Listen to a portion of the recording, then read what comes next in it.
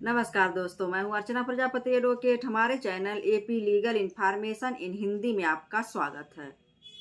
दोस्तों, आज इस वीडियो में हम जानने वाले हैं शादी के बाद महिलाओं के 10 ऐसे अधिकार जिसे कोई नहीं छीन सकता है। शादी के बाद महिलाओं के पास क्या क्या अधिकार होते हैं, दोनों बात एक ही चीज दर्शाती है। इसमें 10 पॉइंट हमने लिया हुआ है। 10 ऐसे अधिकार हैं शादी के बाद महिलाओं के पास जिसे कोई नहीं छीन सकता है, और उनके पास क्या क्या अधिकार होते हैं, दोनों एक ही बात को दर्शाता है। 10 पॉइंट में हमने इसको लिखा हुआ है, वह आप तक शेयर कर रहे हैं। दोस्तों, हमारे चैनल पर आप नए हैं तो like share subscribe all button click कर लीजिएगा, क्योंकि ऐसे ही कंटेंट हम आपके लिए लाते रहते हैं जिससे आपको जागरूकता बढ़ सके और आप थोड़ा सा जानकार हो जाएं, अपने अधिकार के बारे में जान लें। ये सारी बात इस वीडियो के माध्यम से हम आप तक शेयर करते रहते हैं। तो ये छोटा सा मेरा मुहिम है अपने चैनल के माध्यम से जागरूकता बढ़ाने की। और वीडियो अच्छी लगती है तो अपने लोगों में ज़रूर शेयर करिए और सब्सक्राइब ऑल बटन हर हाल में कर लीजिए, क्योंकि यह चैनल ही बना है आपको जागरूक बनाने के लिए। तो चलिए शुरू करते हैं। महिलाओं के पास शादी के बाद 10 ऐसे अधिकार जो कोई नहीं छीन सकता है। तो सबसे पहला अधिकार जो दिया गया है महिला को, वह है भरण पोषण पाने का अधिकार। सबसे पहला आप स्क्रीन पर देख सकते हैं। पहला जो सबसे इम्पॉर्टेंट है, भरण पोषण पाने का अधिकार महिला को दिया गया है। इसमें कहा गया है महिला को पति से सम्मान पूर्वक जीवन जीने के लिए खर्च पाने का अधिकार इसमें दिया गया है। इसके कानून हम बता देते हैं। इसके अंतर्गत कानून कौन कौन से बनाए गए हैं। अगर सीआरपीसी की धारा देखा जाए तो 125 जो भरण पोषण की बात करती है, वहीं नया कानून BNSS 2023 की कानून जो 144 में इसको कन्वर्ट कर दिया गया है, नया धारा में 144 हो गया है 125 के जगह। दूसरी बात इसमें यह कहा गया है कि हिंदू विवाह अधिनियम की धारा 24 और 25 भी यहाँ लागू होता है भरण पोषण के अंतर्गत। तीसरी बात इसमें क्या है, मुस्लिम महिला से संबंधित अगर है, मुस्लिम महिला भी ऐसे ही पीड़ित है, तो उसको protection rights on divorce act के अंतर्गत वह भरण पोषण की मांग कर सकती है मुस्लिम महिला। तो ये 3 कानून इसमें दिए गए हैं भरण पोषण पाने के अधिकार में महिला को। दूसरा कानून क्या बनाया गया महिला के लिए, आइए जानते हैं। दूसरा कानून यह है कि ससुराल में रहने का अधिकार। उसको ससुराल में रहने का अधिकार मिला हुआ है। एक महिला को पति या ससुराल वाले महिला को घर से नहीं निकाल सकते हैं, ये उसका अधिकार है। कानून क्या बनाए गए हैं, आइए जान लेते हैं। ससुराल में रहने के अधिकार के अंतर्गत उसको कानून में क्या प्रावधान दिया गया है, तो घरेलू हिंसा अधिनियम 2005 बनाया गया है, उसके अंतर्गत वह प्रोटेक्शन पा सकती है, उसको कोई नहीं निकाल सकता है।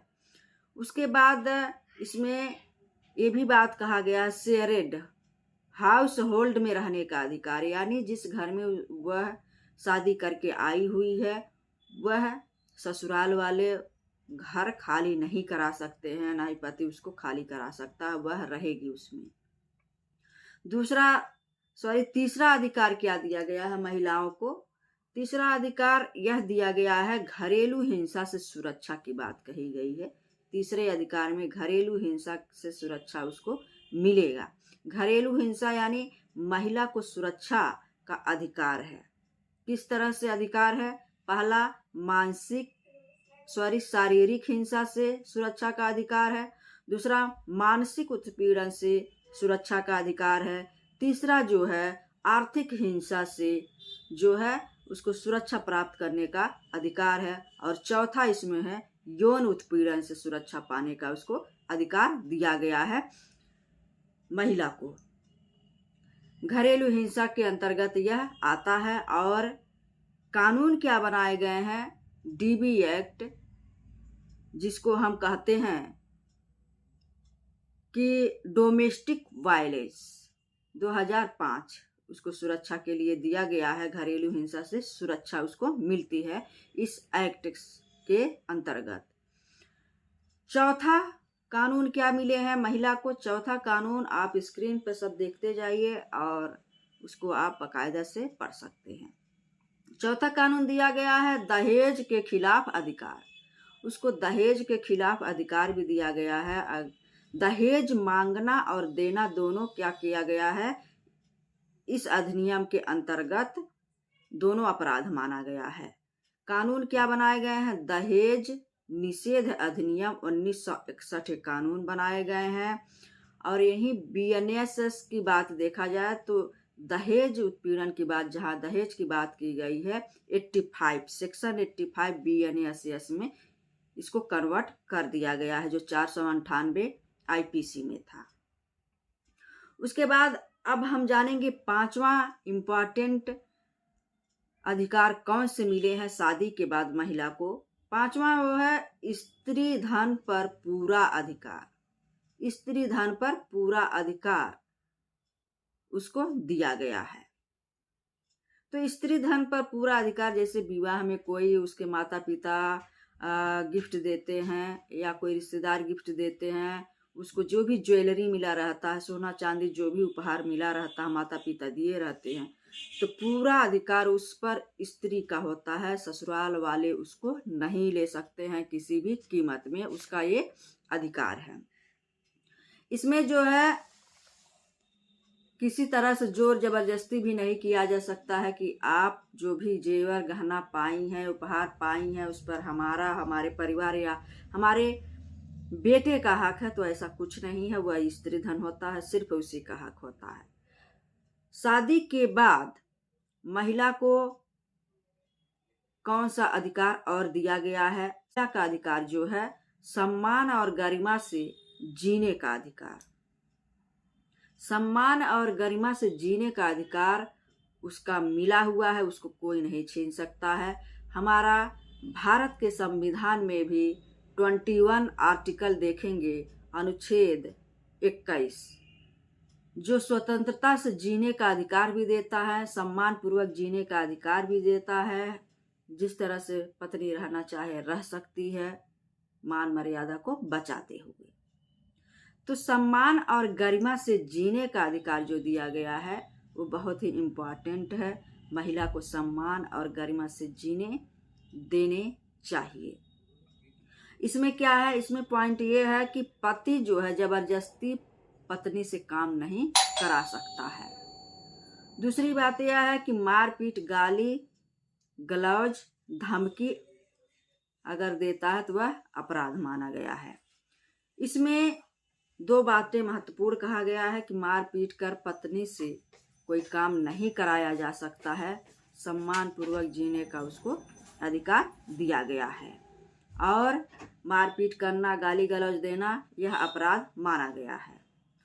सातवां महिला को अधिकार क्या दिया गया है, शादी के बाद उसके पास जो अधिकार होते हैं। सातवां पॉइंट यह है कि मां बनने या न बनने का निर्णय, मां बनने का या न बनने का निर्णय यह महिला पर डिपेंड करता है। वह मां बनना चाहती है तो भी अच्छा है, नहीं बनना चाहती है तो आप जोर जबरदस्ती नहीं कर सकते हैं कि हम बच्चा चाहिए, चाहे उसके ऊपर ये निर्णय डिपेंड करता है। वह इसको अधिकार मिला हुआ है, इसके लिए आप उसको मार पीट नहीं सकते हैं।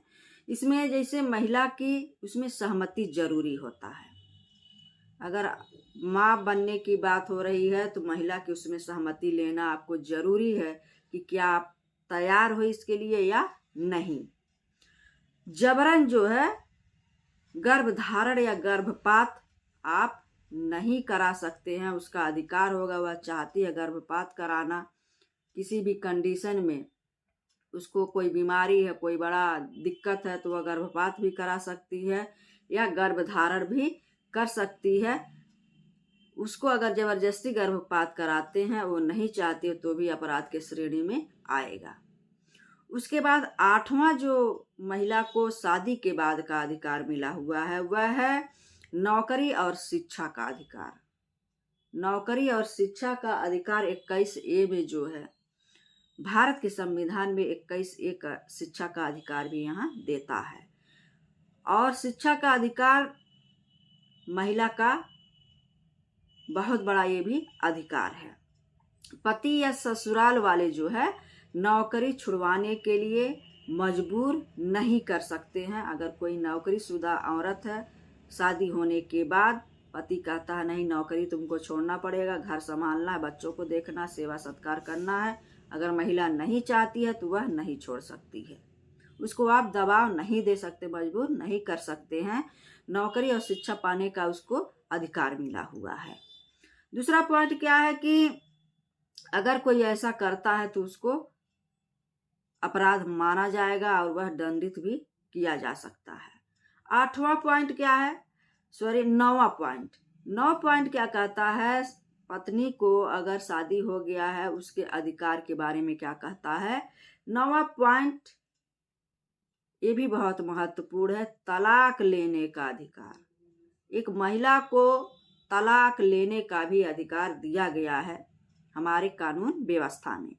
तलाक लेने का अधिकार आपको पता ही होगा। तलाक लेने का अधिकार महिला को अगर हो रहा है तो वह आधार भी आप जान लीजिए, क्रूरता, दहेज, परित्याग, धोखा, शराबीपन, मारपीट, लड़ाई झगड़ा अगर आप करते हैं पत्नी के साथ, उसका परित्याग करते हैं बिना कारण के, उसके साथ क्रूरता करते हैं, मानसिक, शारीरिक, आर्थिक क्रूरता में आता है किसी भी प्रकार से, और यौन क्रूरता कुछ भी इसमें अगर आप करते हैं तो वह स्वतंत्र है महिला आपसे तलाक लेने के लिए। उसको अधिकार यह दिया गया है, इस आधार पर वह तलाक ले सकती है आपसे।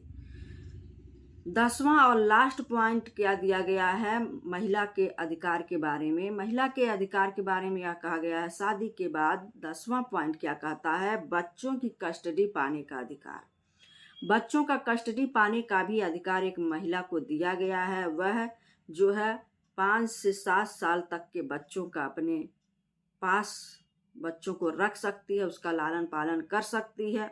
छोटे बच्चों का उसको क्या है, कस्टडी ससम्मान माँ को दिया गया है और उससे कोई नहीं यह अधिकार छीन सकता है। तो ये 10 अधिकार शादी के बाद महिला को मिले हुए हैं, उसको कोई नहीं छीन सकता है। तो सभी महिलाओं इसको जान लें और पति महोदय भी जान ले कि इस तरह से अगर हरकत वो करेंगे तो महिला के पास ये सुरक्षित अधिकार रखा गया है, इसका कभी भी इस्तेमाल कर सकती है। तो अपने जीवन में खुशहाल रहिए, अपने परिवार के साथ रहिए और अच्छे से सामंजस्य बना के रहिए, खुशहाल जीवन व्यतीत हो जाएगा। इसी के साथ नेक्स्ट वीडियो का इंतजार करिए। जय हिंद, जय भारत।